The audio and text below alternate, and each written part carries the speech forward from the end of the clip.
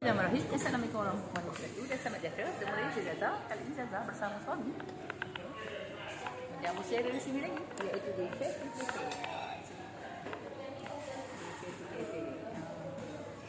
Kebetulan warna merah sama dengan warna pakaian Zaza.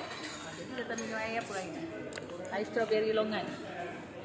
Air strawberry di longan yang sama warna pakaian Zaza ini. Ni. Macam suami dia minum air apa? Apa air? Oh, kita tengok sini. Oh, air kegemaran dia lah. Air tinikai. Fresh watermelon. Dia macam air tinikai. Kalau tengok video sebelum-sebelum ni pun, memang akan pasti dia akan lihat dia akan minum air tinikai. Dia peminat air tinikai. Okey. Hari ni saya makan sotong. Sotong iaitu sambal nyonya stick with rice. Nasi beserta sotong. Nampak?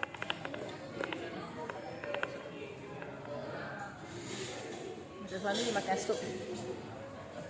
Lepas tu ni udang tau. Udang roll. Prawn. Udang. Lepas tu ada minta telur dadar juga. Bukan apa kat sini. Sambil kita minum soda. Boleh shopping-shopping juga kat sini. Sebab sini di dalam pasar raya Belia. Sambil minum soda, boleh juga shopping. Itu yang untung dia kalau makan di sini. Ya, dia.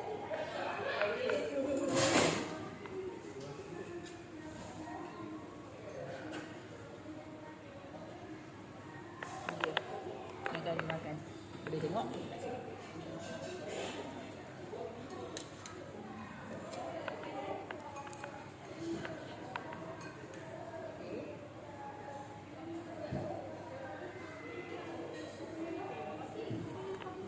Ada sotong ni je lah. Jadi Zaza pilih ni lah.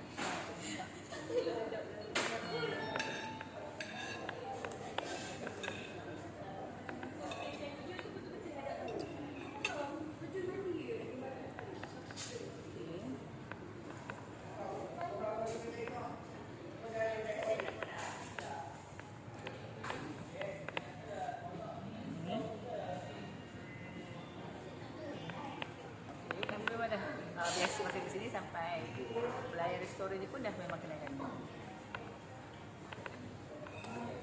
Okay. Restoran ni dijamin halal.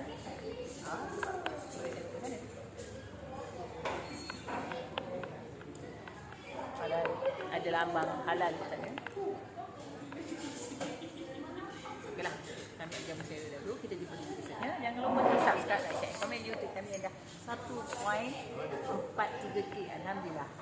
Dan sebenarnya anda lihat ada iklan, jangan bangkak atau skip. Teruskan menonton. Terima kasih.